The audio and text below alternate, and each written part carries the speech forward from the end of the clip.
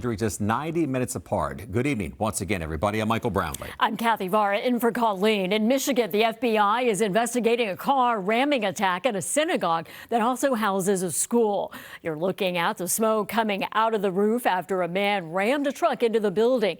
Security quickly acted, shooting and killing him. And this wasn't the only gunman taken down at an active situation today. Yeah, in Virginia, tragedy here on this college campus after a gunman opens fire inside an ROTC class. One person was killed, 2 others were wounded. NBC4's Conan Nolan has more on the deadly attacks. 2 suspected terrorist attacks in one morning, the first targeting a synagogue in suburban Detroit. Police say a man in possession of a rifle drove his truck through the front doors of the Temple Israel in West Bloomfield, Michigan, driving down a hallway, striking a security guard who was knocked unconscious, with a second guard opening fire, killing the driver. We believe there is one individual deceased in the vehicle. No kids, this is the important thing, no kids or no staff was injured whatsoever. Police say they were concerned that there was an explosive type device inside the truck. Something ignited in the vehicle. We're, through an abundance of caution, clearing the vehicle for IEDs or any explosives. Investigators have not identified the attacker or a motive, but members of the temple believe they know who was targeted. The children. There's a whole, daycare program in there, and parents and grandparents have been coming, and they're scared to death for their children. This is a tough time. It is a tough time, but we will get through this, and we'll continue to be loud and proud of being Jewish. Reports of an active shooter in the building. Meanwhile, a short time later, a shooting at Old Dominion University in Norfolk, Virginia. Police say a man made his way into an ROTC classroom and opened fire, killing 1 person, injuring 2 others. Investigators say members of the class wrestled the gunman to the floor. One of the students is the son of church pastor Jermaine Bego. At which time he and his fellow classmates tried their best to subdue the suspect. The attacker was identified as 36-year-old Mohammed Bader Jallo, who was convicted in 2016 of attempting to procure weapons for an ISIS-inspired terrorist attack in the United States. He spent time in federal prison and was released in 2024. Special Agent in Charge Dominic Evans of the FBI. The brave ROTC members in that room subdued him. And if not for them, I'm not sure, what else he may have done. We just learned that the man who was killed at Old Dominion was Lieutenant Colonel Brandon Shaw. He was the instructor at that ROTC class.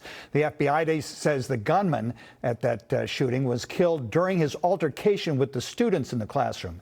As for the attack on the Jewish temple in Michigan, Mayor Karen Bass posted on X that the city condemned that attack and all anti-Semitism, and that the LAPD has stepped up patrols around places of worship throughout the city.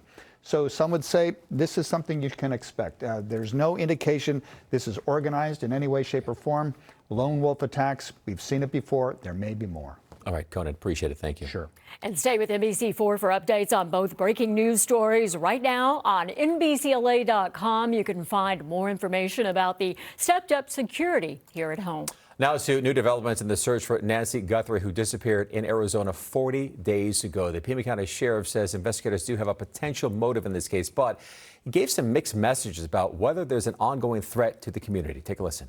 We believe we know why he did this, and we believe that it was targeted, but we're not 100% sure of that. Now, he says investigators have had a theory about what might have happened since the beginning, but says he can't give specifics because no arrests have been made. Turning now to the weather, it may be March, but Santa Monica is already feeling like summer. Look at this. The beach packed with people trying to get away from the heat wave. People told us this is the place to escape when Southern California turns up the temperature. Come here. The weather is beautiful. It's why I moved here. It's awesome. But bring sunblock. Don't look a fool. Don't look like a spring breaker. Getting a couple waves while the swell's coming on my lunch break, and the air is warm. Water's warming up too. Yeah, don't look a fool. Meteorologist Melissa McGee is certainly enjoying the heat. She joins us live with just how long this hot weather is going to stick around. Hey, Melissa. Hey there, Michael and Kathy. I will tell you, live out here on the plaza, underneath the shade with a nice breeze coming on through, it certainly does not feel too bad. But when you step out in the direct sunlight, you can certainly feel that heat across our region. That's what we had across our area today. Let's talk about some of the high temperatures across the area. Riverside in at 93, Long Beach and Camarillo, new records for you this afternoon, maxing out at 92, Burbank in the lower 90s, and officially for downtown coming in at 91. We were just 2 degrees shy of our record of 93 set back in 2007. Look at the 24-hour temperature change. You can see the contrast here. It is 14 degrees warmer for Los Angeles than where we were the same time yesterday, and 18 degrees hotter in Santa Ana and Orange County than just 24 hours ago. So a lot of spots still hanging out in the upper 80s and the lower 90s. So the heat advisory is going to stay up. This will not expire until 8 p.m. on Friday. So we're talking about temperatures well above average for the month of March. We're a good 15 to 30 degrees above where we should be for this time of year. Let's talk about the weather headlines as we step out on our Friday. The onshore flow starts to come back slowly across our region, but it is still hotter than average. We're still looking at records and the potential of that tomorrow. As we head into this weekend, it's not as hot. We'll have temperatures in the 80s. And then once we head into next week, here we go again. The heat comes back, temperatures in the 90s. We'll talk about the details coming up with the First Alert forecast. Kathy and Michael, back over to you. All right, Melissa, we'll see you in a minute. A family and friends are mourning the death of a 25-year-old from Costa Mesa after he was bitten by a rattlesnake on a popular hiking trail. His death now raising some concerns about venomous snakes, especially as people are out hiking right now. NBC4's Hetty Ching live in Irvine with some useful information about snake bites. Hetty. Michael and Kathy, the CDC says about 7,000 to 8,000 people get bitten by a snake every year across the country, but to actually die from a snake bite is very, very rare. Only about 5 people a year. The friends and family of Julian Hernandez say that he was mountain biking on this very trail when he was bitten. Family and friends are sharing photos online of 25-year-old Julian Hernandez, who they say was a beloved Eagle Scout from Costa Mesa. One post reading, "Julian loved hard, laughed loud, and made everyone around him feel like they mattered." On February 1st, the Orange County Fire Authority says it responded to a call for help about a rattlesnake bite at Irvine's Quail Hill Trail. Medics took Hernandez to the hospital. Loved ones say Hernandez was in the ICU for a month. The coroner's office confirming he passed away last Wednesday from a possible animal bite. On this GoFundMe account, the family says they have questions about how Hernandez died and why.